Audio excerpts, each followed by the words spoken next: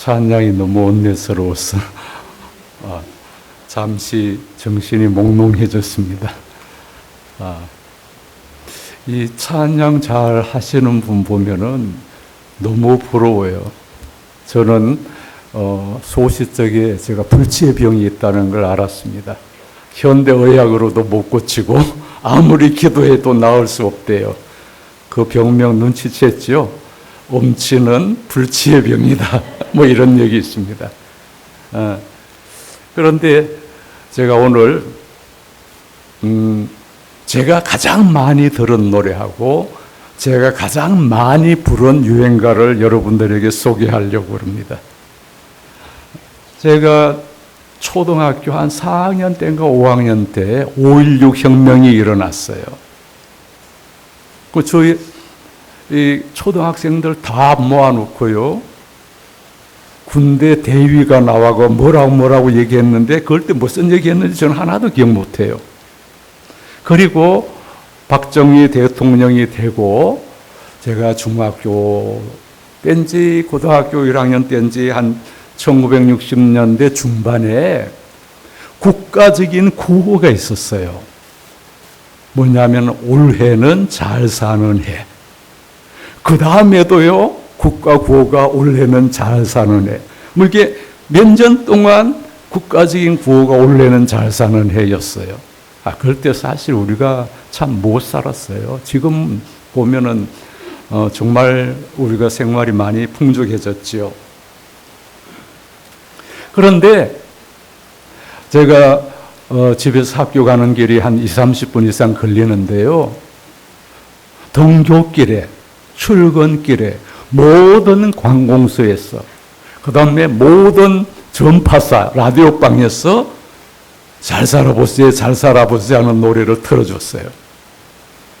귀가 따갑도록 그 노래를 날마다 들으면서 등교했어요. 점심시간에도 틀어줬어요.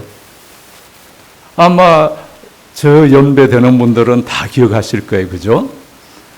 가사가 이렇습니다. 간단해요. 잘 살아보세요. 잘 살아보세요. 우리도 한번 잘 살아보세요. 금수나 강산 어여쁜 나라 한마음으로 갖고 가며 알뜰한 살림 재미도 절로 부귀영화는 우리 것이다. 제가 음치만 아니면 이걸 한 곡조 쫙 뽑아야 되는데 비극입니다. 잘 살아보세요. 잘 살아보세요. 우리도 한번 잘 살아보세요. 잘 살아보세요. 이 잘 살아보세요라는 말이 10번 이상 나와요. 이 가사에.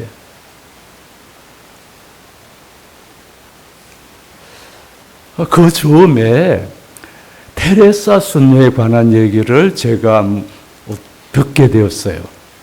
여러분, 인도의 빈민들의 어머니, 행여병자들의 어머니. 이 테레사 순녀는 키가 1m 50도 안 돼요. 그런데 제가 어렸을 때 굉장히 인상적인 거는 테레사 순녀님이 소유하고 있는 게 고작 3개뿐이래요. 3개. 여러분 아시죠? 네? 그분은 옷 한 벌밖에 없대요. 그리고 신발, 샌들 하나. 그리고 십자가 목걸이. 이게 그가 소유하고 있는 전부래요. 그래서 그 당시만 해도 어린 제 생각에는 잘 살아보는 거는 부귀영화를 누리는 거잖아요. 근데 테레사 수녀는 부귀영화를 누리지도 못하고 가진 것이라고는 나보다 적게 가진 거예요. 옷 한 벌, 십자 목걸이, 신발 하나. 그러면 테레사 수녀는 참 못 사네. 그런 생각을 했어요. 그런데 생각해 보니까 테레사 수녀가 정말 못 사는 사람인가? 전 세계에서 살아있는 성자라고 그러는데 이 사람 인생을 잘 못 사는 사람이라고 말할 수 있겠는가 하는 그런 생각이 들었습니다. 그 당시엔 다 어렵게 살았고요. 저희 가정들 별로 부유하지는 않았습니다. 잘 살아보세요라는 이 노래 가사에는 부귀영화는 우리의 것이다. 잘 산다는 것은 부귀영화를 누리는 것이다. 이렇게 돼 있잖아요. 그런데 그 당시에 또 어른들이 많이 부른 노래 중에 희망가라는 게 있어요. 그게 제가 이제 18번입니다. 어디 모여서 돌아가면서 노래를 시키잖아요, 옛날에는. 그럼 제 차례가 되면은 괴로웠습니다. 음정 박자를 제대로 맞출 수 없었어요. 그런데 제가 늘 부르는 18번은 이 희망가였어요. 분위기에 맞지 않게, 나이에 맞지 않게. 그 가사가 이런 게 있습니다. 이 풍진 세상을 만났으니 너의 희망이 뭐냐 이거예요. 이 풍진 세상에 너의 희망이 뭐냐. 부귀와 영화를 누렸으면 희망이 족할까. 제가 조금 조숙했나 봐요. 그래서 잘 살아보는 것은 부귀 영화를 누리는 건데 내가 부귀 영화를 누리면은 내 마음이 족할까? 이런 생각을 이제 청소년기에 하게 되었습니다. 잘 사는 게 뭔가? 부귀 영화를 누리는 게 잘 사는 것인가? 그러면 테레사 수녀는 너무 못 사는 사람 아니냐? 그런데 누가 테레사 수녀를 인생을 잘 못 사는 사람이라고 얘기하는 사람은 아무도 없더라고요. 너무 훌륭하게 사는 분이라고 칭송하더라고요. 살아있는 성자라고 그러더라고요. 그래서 생각해 봤습니다. 우리가 공부를 잘한다. 돈만 많으면 다 공부 잘하나요? 아니잖아요. 그림을 잘 그린다. 돈 많으면 다 그림 잘 그리나요? 아니잖아요. 그럼 인생을 잘 산다. 돈 많으면 다 인생 잘 사는 거예요? 아니잖아요. 그러면 제가 또 탐구심이 좀 있었거든요. 그래가지고 잘이라는 말에 사전적인 의미가 뭘까 궁금했어요. 그래서 잘이라는 단어에 부귀영화를 누리는 것, 이게 혹시 있을까 싶어가지고 제가 갖고 있는 조그만 국어사전을 찾아봤더니 잘이라는 게 부사래요. 그리고 그 뜻을 한 4가지 이렇게 쭉 적어놨더라고요. 첫째가 이거예요. 옳고 바르게 사는 것. 두 번째가 아름답고 훌륭하게 사는 것. 셋째가 힘차고 보람있게 사는 것. 제가 이 설교 준비하면서요, 인터넷에서 네이버 사전, 국어사전에 찾아봤어요. 거의 비슷하더라고요. 약간 차이는 있는데. 그럼 잘 사는 게 뭐예요? 여러분 지금 잘 살고 계십니까? 나는 내 인생을 잘 살고 있다. 무슨 기준으로 잘 산다고 생각하세요? 나는 가난해서 나는 못 산다고 이렇게 생각하세요?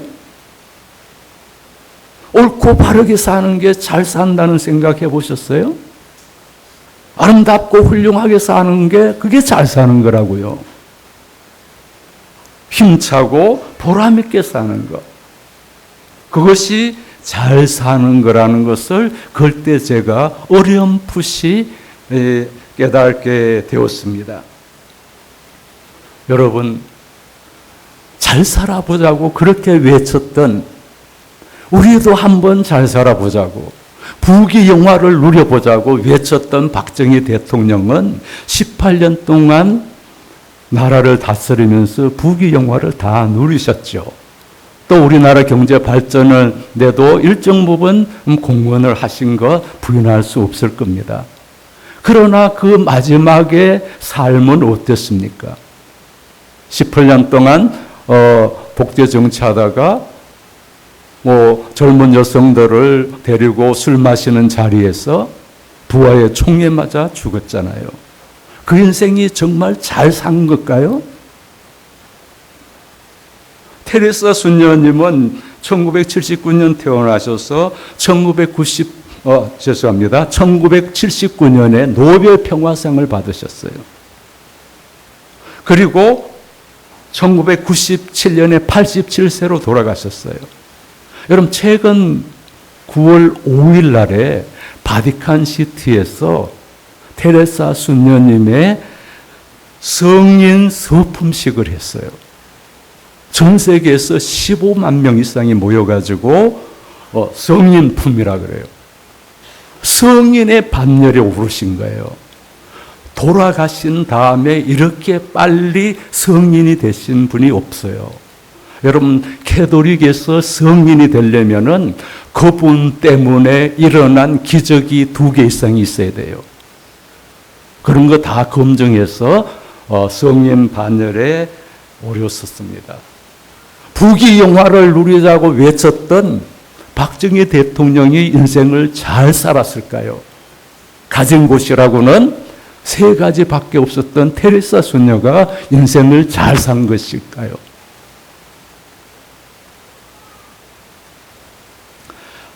우리가 자본주의 사회가 되면서 사람들의 가치관이 근본적으로 바뀌어버리고 말았습니다. 세상 사람들은 많이 소유하고 많이 소비하는 것을 잘 사는 것이라고 생각해요. 자아를 실현하고 자기 나름대로 보람 있는 삶을 사는 것이 아니라 많이 소유하고 많이 소비하는 것이 그것이 잘 사는 것이라고 그렇게 믿고 그런 삶을 경쟁적으로 살아가고 있다는 거예요. 이걸 철학적으로 심리학적으로 잘 분석한 사람이 여러분 들어보셨죠? 에릭 프롬이라는 사람이잖아요. 아마 그 책 읽어보신 분들도 있을 거예요. 소유냐 존재냐. 이 함레트는 투비와 나투비, 사느냐 죽느냐 그것이 문제로다 그랬잖아요. 그죠? 오늘 현대인들은 사느냐 죽느냐가 문제가 아니고요. TV or not TV. That is a question. 텔레비전을 볼 것이냐 말 것이냐. 내일 기말 시험이 있는데 오늘 월드컵 축구 중계를 해요. 한일전을 해요. 그러니까 텔레비를 볼 것이냐 말 것이냐. 그게 문제다. 뭐 이런 얘기를 하는 분들이 있더라고요. 에릭 프롬은 to be or to have. That is a question. 그게 문제가 됐다는 거예요. To have가 문제거리가 됐다고 하는 것입니다. 산업사회에 와서 사람들은 많은 것을 소유하게 됐어요. 사실 필요 없이 너무 많이 소유해요. 제가 아이들을 키우면서요, 이런 얘기를 들었어요. 사람들이 대범하면서도 치밀해야 된대요, 현대사회에. 그래서 치밀함을 훈련하기 위해서는 정리정돈을 어려서부터 훈련시키는 게 중요하다는 걸 어느 글에서 읽었어요. 제가 또 뭐 좋은 얘기 들으면 그대로 실천하는 버릇이 있어요.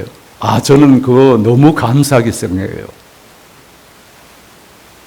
그래서 우리 아이들 책상 서랍을 이제 이렇게 열어보니까 이게 정리가 하나도 안 돼 있어요. 그래서 제가 자, 지우개는 지우개대로 연필은 연필대로 정리해라잉 그랬어요. 아빠가 검사한다잉 그랬어요. 그럼 며칠 지나가 보니까 지우개가요 20개도 넘어요. 거기에 색깔도 뭐 총천연색이에요. 모양도요 뭐 동물 모양 다 있어요. 온갖 종류 모양이 다 있어요. 내가 놀란 건요, 향기 나는 지우개도 있더라고요. 우리 어렸을 때는 깡통필통에 지우개 하나 달랑 가지고 다녔어요. 이거 잊어버리면 큰일 나는 줄 알았어요. 이 웬 놈의 지우개가 이렇게 많냐 그랬어요. 내가 그랬더니 뭐라고 얘기한지 아세요? 교회 달란트 시장 아시죠? 거기에서 구한 게라는 거예요. 친구들이 생일 선물 때 준 거래요. 문방구에서 뭐 사니까 보너스로 끼워준 거래요. 지우개가 컬러풀할 이유가 없잖아요.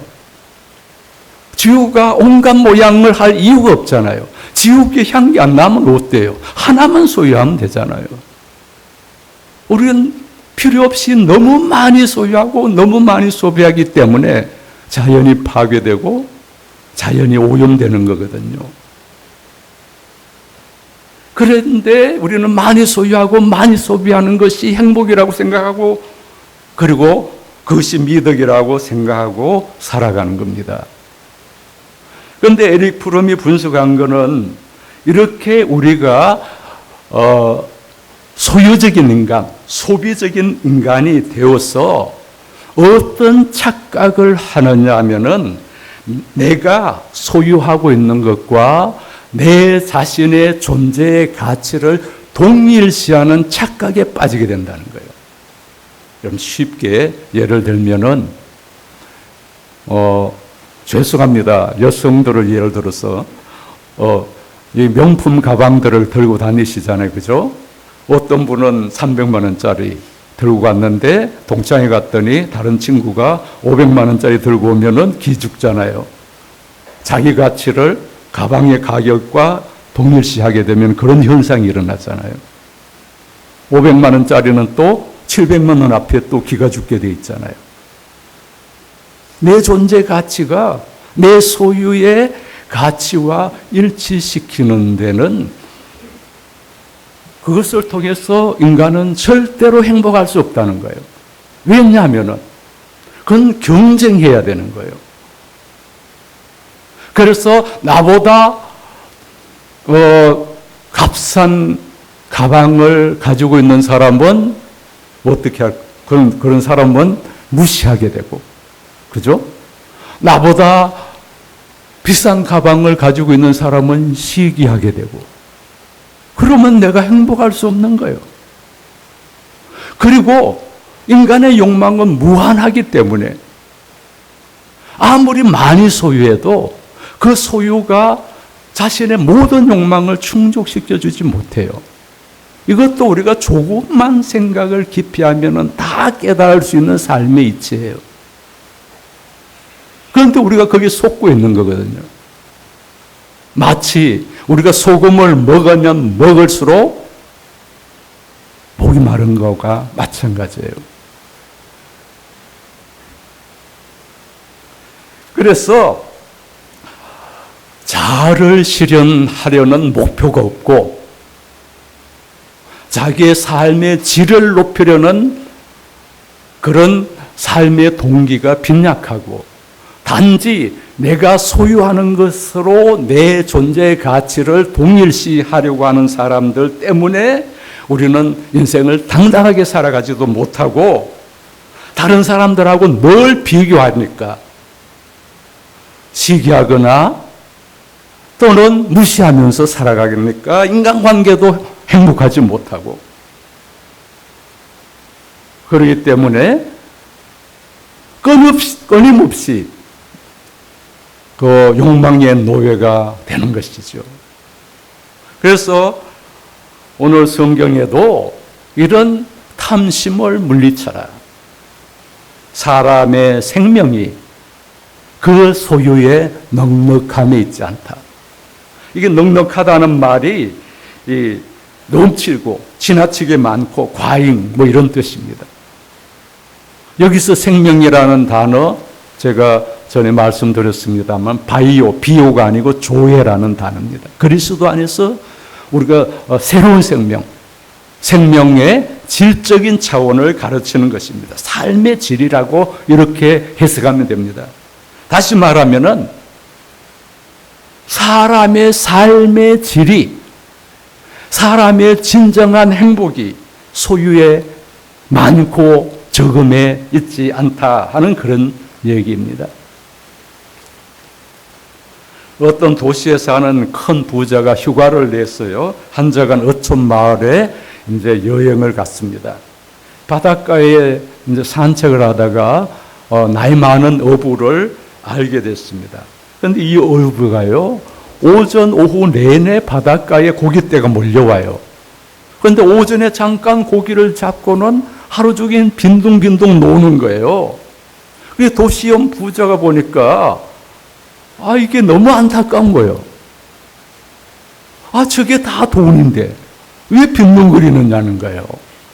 그래서 답답해서 하루는 이제 그 나이 많은 어부에게 얘기를 했습니다.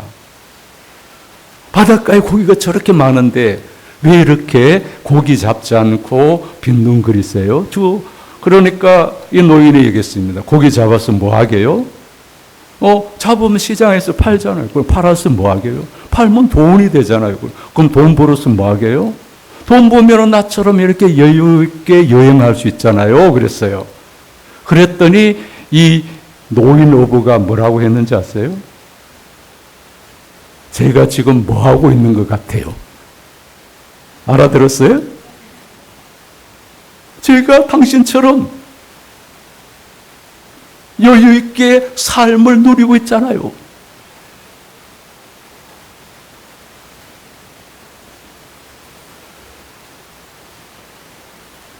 제가 어거스틴의 기독교 교양이라는 책을 보고 내 인생에 정말 중요한 교훈 하나를 깨달았어요. 거기에 읽다가 보니까요, 인간이 그 무엇도 영원히 소유할 수 없대요. 그렇잖아요. 이 세상의 모든 것은 따지고 보면 하나님의 것이에요. 인간이 잠깐 점유하고 있을 뿐이에요. 그렇잖아요. 내 거라고 하지만은. 그런데 그걸 영원히 소유할 수 있어요? 아무리 많이 가져도 나 죽으면은 그건 내 소유권 바깥으로 넘겨지는 거예요. 잠깐 점유하는 것 뿐이에요. 그래서 우리 속담에 수위에는 뭐가 없다고요? 주문이 없는 거예요. 여러분 돈 아무리 많이 벌어라 봤자 그거 죽을 때 가지고 가는 거 아니었잖아요. 영원히 소유하는 건 없어요. 잠시 점유하는 거예요. 그래서 이 점유라는 것을 향유라고 이렇게 개념화했어요. 우리가 이 세상 살면서 잠깐 우리가 점유한 것을 향유할 뿐이라는 거예요. 영원히 소유하는 것은 없다. 그런 얘기입니다. 여러분, 돈이라는 것은요, 양면성을 가지고 있어요. 돈처럼 귀한 게 없어요. 돈처럼 중요한 게 없습니다. 돈 있으면 죽어가는 생명도 살릴 수 있고요. 돈으로 할 수 있는 귀한 일, 중요한 일이 사실 많이 있습니다. 그러나 돈처럼 천한 것도 없고요. 돈처럼 악한 것도 없고 돈처럼 무서운 것도 없어요. 그럼 신문에 보면요, 고위공직자들이 뇌물을 받아가지고 감옥에 가고 심지어 그것이 들통나가 자살한 사람도 많아요. 날마다 뇌물 받아서 감옥 가는 사람이 신문에 보도되는데 인간이 어리석어서 여전히 돈 무서운 줄 모르고 뇌물을 주고받는 거예요.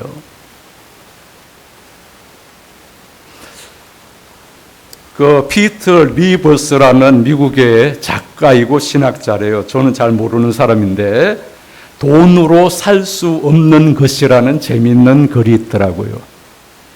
제목이 뭐라고요? 돈으로 살 수 없는 것. 아마 여러분 들어보신 분도 있을 거예요. 한두 가지는. 풀 버전이 있더라고요. 나중에 인터넷에서 한번 검색해서 읽어보세요.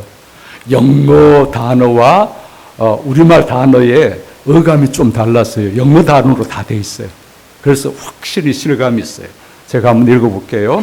돈으로 사람, person입니다. 살 수 있으나 그 사람의 마음은 살 수 없다. 돈으로 화려한 집, 하우스는 살 수 있으나 행복한 가정, 홈은 살 수 없다.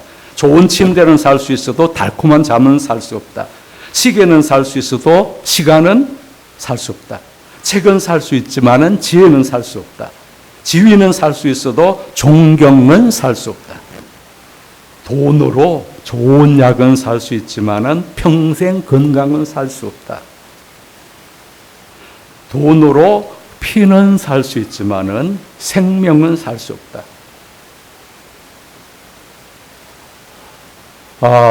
우리 권 목사님이 대만 음식이 좋다고 한국에서 얼마나 자랑하는지 내가 가서 따져보리라 그랬어요.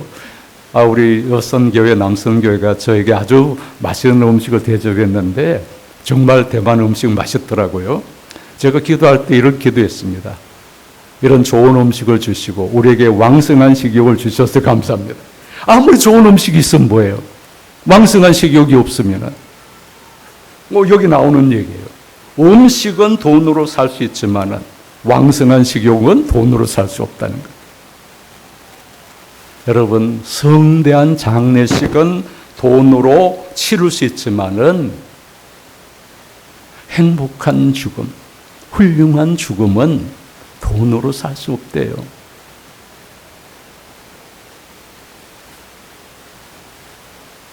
우리는 황금 만능 시대에 살고 있습니다.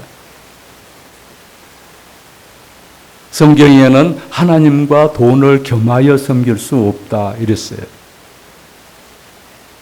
어떤 후배 목사가 한국 교회는 하나님과 돈을 겸하여 섬긴다.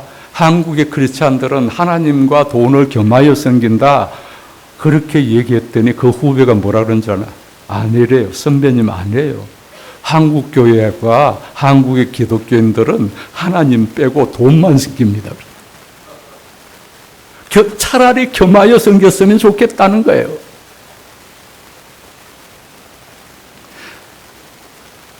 제가 잠깐 목회를 한 적이 있어요. 제가 어렸을 때 보니까 성부 영신 예배할 때 장로님들이 앞에 나오고 목사님도 나오고 교인들이 다 일어나서 새해 인사를 하자요. 뭐라고 해요? 새해 복 많이 받으세요. 그래서 교회에서도 그렇게 인사해가지고 청년들한테 새해 복 많이 받으세요. 그러니까 목사님 복 주세요. 그러더라고요. 제가 목회할 때 복만 받으면 되냐? 하는 생각을 했어요. 물론 우리 기독교는 적극적인 종교입니다. 우리가 정직하게 일하고 남들보다 힘써 일해서 복 많이 받아야죠. 열심히 공부하고 좋은 직장 갖고 남들보다 더 노력해서 부귀영화를 누려야죠. 복 많이 받으셔야죠. 그죠? 그러나 복 많이 받는 것보다 더 중요한 게 뭘까요? 많이 누리는 거예요.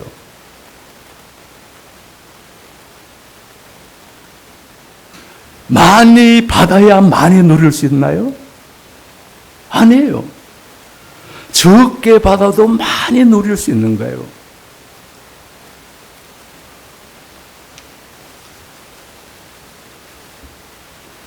오늘 성경에 보면은 바울이 고린도후서 6장 10절에서 이런 말씀을 했습니다.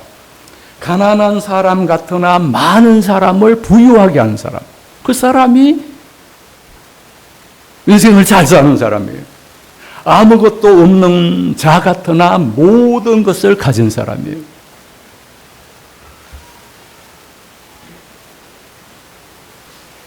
그리고 적게 소유하고도 많이 누릴 수 있는 거예요. 제가 연세대학교 백낙준 명예총장님 비서를 했습니다. 돌아가실 때까지 5일장, 4회장을 치루었어요. 장례식 끝나고 사모님이 장례식 때 수고하신 분들을 다 초청을 했어요. 그 당시에 10대 재벌에 해당하는 회장님 별장을 빌려서 토요일 오후 잔치를 했어요. 뷔페 그 식당을 이제 불러가지고. 정주영 씨 별장이 있는 남한강 그 옆에 이 별장이 있었어요. 정말 경치가 좋더라고요. 잔디가 쫙 깔려 있고. 그래서 이제 연대 교수님들하고 많은 분들이 거기서 토요일을 아주 즐겁고 유익하게 행복하게 보냈어요. 거기 관리인 아저씨가 계시더라고요. 그래서 이런 데 살면 참 좋겠다는 생각이 들어서 제가 물어봤어요. 여기 주인 회장님은 여기 자주 오세요? 그랬더니 사업이 너무 바빠가지고 1년에 몇 번 거의 못 온대요. 그 좋은 별장 소유하면 뭐예요? 누리지 못하는데. 우리는 소유 안 했지만 가서 실컷 누리고 왔거든요. 그럼 돈 많이 벌어가지고 정원을 아름답게 소유한 다 헛된 일이에요. 정원을 아무리 크고 아름답게 만들어봐요. 대자연보다 크고 아름답고 그럴 수 없는 거예요. 우리는 대자연의 이런 정원을 누리면 돼요. 소유 안 해도 얼마든지 누릴 수 있는 거예요. 저는 대전신학대학이라는 아주 우리 장로교회 조그만 신학교에 조직신학을 가르칩니다. 저희 학교는 한남대학교와 길 건너에 있습니다. 그런데 우리 학교는 좋은 카페도 없고 연못도 없고 운동장도 없고 또 정원도 없어요. 교수 식당도 없어요. 그래서 저는 한남대에 가서 누려요. 우리 학생들한테 그래요. 한남대 가서 누려라. 우리가 그런 걸 소유하지 않고 있다고 기죽지 마라. 한남대학 다니는 것들은 소유하고도 못 누릴 거다. 우리는 소유하지 않았기 때문에 더 많이 누릴 수 있다. 하루는 이제 한남대 새로 건물을 잘 지었는데 아주 좋은 카페가 생겼어요. 그래서 우리 교수들이 가끔 거기 가서 이제 커피를 마시는데 한남대학교의 신학과 교수님, 제가 한남대학교에 다니거든요. 거기 신학과 교수님들이 다 목사님이에요. 이 권상동 목사님이 재작년에 한남대학 교회에 왔다가 저 그때 처음 봤어요. 저 사람 제가 잘 몰라요. 그런데 이제 제 설교를 한 번, 두 번 듣고 초청해 주셨어요. 저는 횡재한 거죠. 어떻게 제가 대만 처음 와봤거든요. 그런데 카페에 왔더라고요. 제가 가만히 생각해 보니까요. 제 연구실에서 이 카페 사이의 거리가 한남대학 인문관인가요? 인문관이 교수실에 있어요. 교수실. 거기서 카페까지 오는 거리보다 제가 더 가까워요. 그래서 제가 그 얘기를 했어요. 제가 지금 무슨 얘기 하려고 애를 쓰는 것 같아요? 적게 소유하고도 소유하지 않고도 우리가 많이 누릴 수 있는 일체의 비결을 깨달아야 된다는 거예요.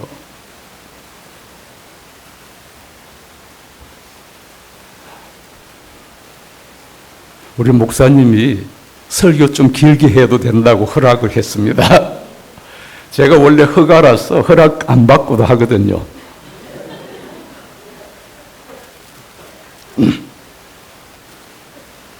지난 여름에 한국이 굉장히 더웠어요.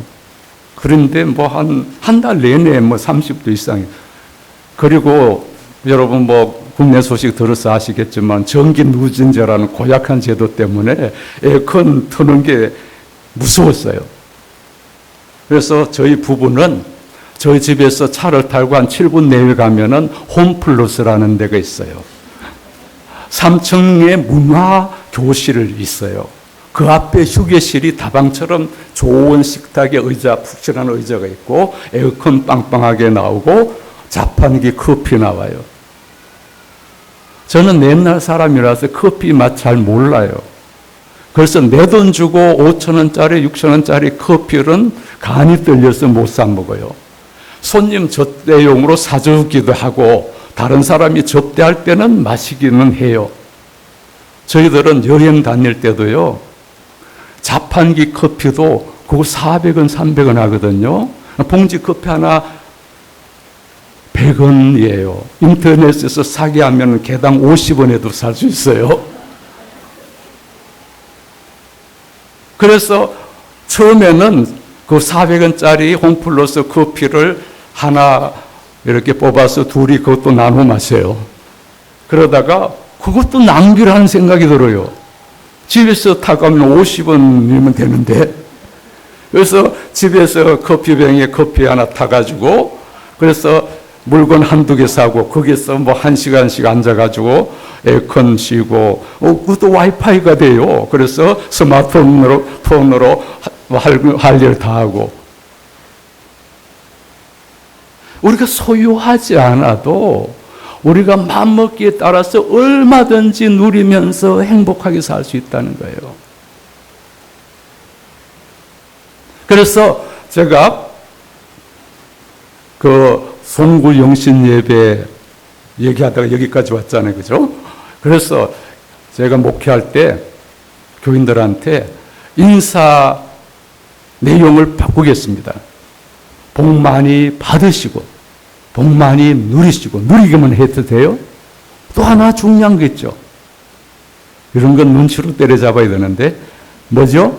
복 많이 베푸시고. 그래서 그렇게 인사하겠어요. 복 많이 받으시고 복 많이 누리시고 복 많이 베푸세요. 우리가 적게 받아도 많이 누릴 수 있는 거예요. 적게 받아도 많이 베풀 수 있는 거예요. 그게 인생을 잘 사는 거예요. 그것이 아름답고 훌륭하게 사는 거예요. 보람 있게 사는 거잖아요. 삶의 질이 높아져요.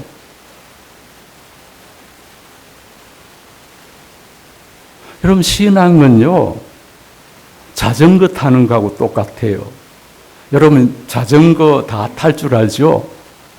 자전거 탈 줄 모르시는 분은 이번 주 내로 반드시 배우세요. 여러분, 자전거 탈 때 누구나 이렇게 배웁니다. 일단은 뭐가 있어야 돼요? 자전거가 있어야 돼요. 두 번째는 뭐가 있어야 돼요? 공터가 있어야 돼요. 세 번째는 안 해보셨어요?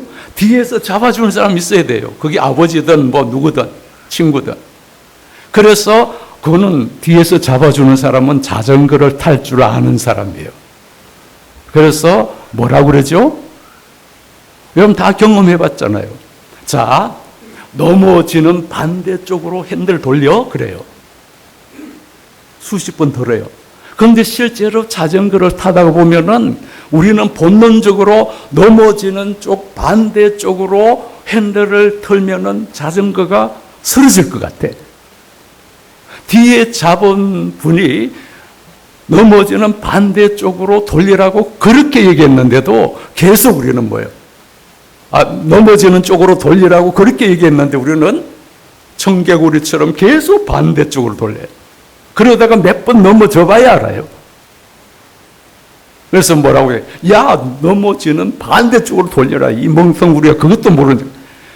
그래서 몇 번 넘어진 다음에 넘어지는 반대쪽으로 돌리니까 안 넘어지는 거예요. 그런 경험 없어요? 꼭 해보시길 바랍니다. 그래서 자전거가 달려지는 게 신나는 거예요. 나중에는 손을 놓고도 타게 되는 거예요. 이 신앙이 이런 거예요. 우리가 주는 것이 받는 것보다 낫다? 해봤어요? 안 해봤죠? 받는 게 더 낫다고 생각하는 거예요. 안 해봤으니까. 그런데 한번 줘보기 시작해봐요. 아, 받는 것보다 주는 게 더 행복하구나. 신앙이 그런 거예요. 자기가 말로 듣는 게 중요한 게 아니라 행동으로 해보는 거예요. 자기 삶에 적용해보는 거예요.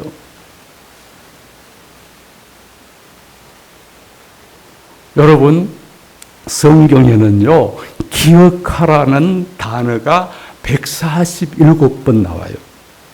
몇 번 나온다고요? 147번. 제가 우리 학생들한테 늘 얘기하고 사경례 때도 얘기했습니다. 우리가 많은 것을 듣고 다 잊어버리고 머리에 기억되는 것만 내 지식이에요. 여러분, 한국계 교인들이 지난주 목사님 설교 제목을 기억하십니까? 설문조사를 했더니 대부분이 기억을 못해요. 그럼 설교 들은 사람이나 안 들은 사람이 똑같아요. 기억을 못하는데. 정약용 선생이 그런 말을 남겼어요. 책을 읽고 아무것도 기억나지 않고 책 읽은 내용을 자기 삶에 전혀 적용하지 않은 사람은 책 읽은 사람하고 안 읽은 사람하고 무슨 차이가 있어요? 책은 책대로 있고 나는 나대로 있는 거예요. 그래서 서지서 아지아 이런 얘기를 했대요. 여러분 오늘 이 자리에 오신 분 설교 제목을 평생 기억할 수 있겠어요? 소윤냐 향윤냐. 요 정도는 평생 기억하시기 바랍니다. 기억해야 내 삶에 어떻게 할 수 있어요? 적용할 수 있어요. 그게 내 지식이 돼요. 내 삶에 적용해야 다른 사람에게 전할 수 있어요. 다른 사람에도 전하시기 바랍니다. 자녀들에게도 전하시고 친구들에게도 전하시고. 여러분 헬렌 켈러라는 분 아시죠? 처음 들어보시는 분 없죠? 이분이 3일 동안만 볼 수 있다면 이라는 짧은 책을 썼대요. 이것도 인터넷 검색하면 풀 버전이 다 나와요. 인터넷 좋은 시대에 우리가 살고 있습니다. 마음껏 향유하시기 바랍니다. 그 내용 일부만 제가 소개할게요. 만일 내가 세상을 사는 동안에 유일한 소망이 하나 있다고 하면 그것은 죽기 직전에 꼭 3일 동안만 눈을 뜨고 모든 것을 보는 것이다. 만약 내가 눈을 뜨고 볼 수 있다면 첫째 날에는 나는 나를 이만큼 가르치고 교육시켜준 설리반 선생님을 찾아가겠다. 지금까지 그의 특징과 얼굴 모습을 내 손끝으로만 만져보았는데 그의 인자한 나를 사랑하고 깨우쳐 주신 그분의 얼굴을 두 눈으로 보고 싶다는 거예요. 하루 종일 설리반 선생님을 바라보고 그 모습을 내 가슴 속에 영원히 간직하고 첫째 날 하고 싶은 거예요. 그리고 친구들을 찾아가고 다음에는 들로산으로 산책을 가서 바람에 나풀거리는 예쁜 나무 잎사귀, 예쁜 꽃들, 풀들, 그리고 저녁의 서강을 보고 싶다는 거예요. 첫째 날에 하고 싶은 일이에요.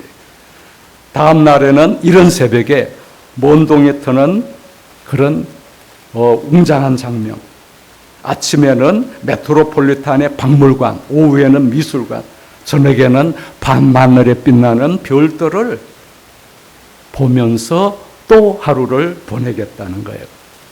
셋째 날 마지막 날에는 아침 일찍 길가에 나가서 출근하는 사람들의 표정, 활기찬 표정을 보고 저녁에는 영화를 감상하고 도시 한복판에 나와서 네온사인 반짝이는 거리를 지켜보고 쇼윈도에 진열된 아름다운 상품을 보고 집에 돌아와서 눈을 감아야 할 마지막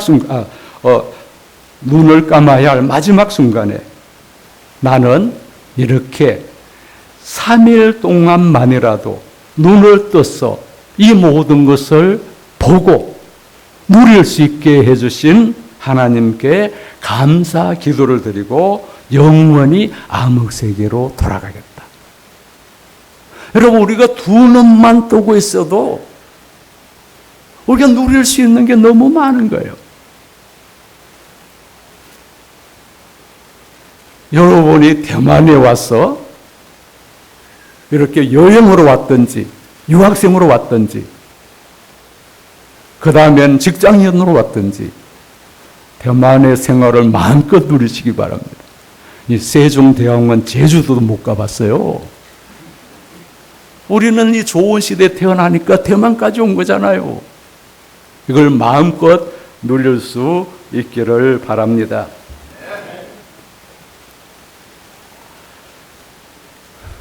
그럼 죽은 시인의 사회라는 영화 보셨죠, 그죠? 그 선생님 처음 부임해가지고 옛날 영문학을 가르치는 이게 책 다 찢어버리고 애들 보고 야 바깥에 나가서 거기 보면은 유명한 학교라 가지고 졸업생 중에 훌륭한 분 사진들이 다 붙어 있어요. 그래서 얘들아 저기 훌륭한 너희 선배들 사전들을 가만히 들여다봐라. 들여다보면은 너희 선배들이 지금 너희들에게 뭔가 말하는 것을 들을 수 있을 거다. 사전 들어봤는데 아무 얘기도 안 들려요. 아무것도 안 들리는데 저 사람들은 다 죽은 사람이야. 너희들은 살아있는 사람이야. 죽은 저들이 너희들에게 뭐라고 얘기하는 줄 아느냐? 뭐라고 얘기했어요? 오늘을, 현재를 즐겨라. 현재를 어떻게 하라고요? 누려라.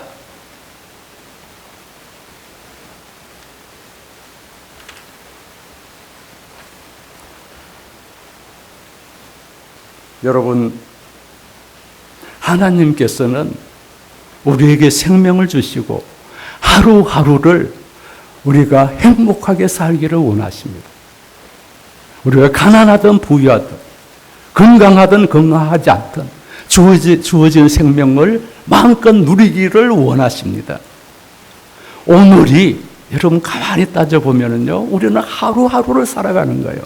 오늘은 나의 지난 생애의 마지막 날입니다. 다시는 내일이 없을 수도 있어요. 지난 생애의 마지막 날입니다. 오늘은 우리의 남은 생애의 첫째 날이에요. 우리가 며칠을, 몇 년을 더 살지 모르지만. 그래서 우리에게 주어진 것이 적다 많다 따지지 말고 마음껏 누리고 마음껏 베푸는 복된 삶을 우리 모두 누릴 수 있기를 간절히 축원드립니다. 기도하십시다.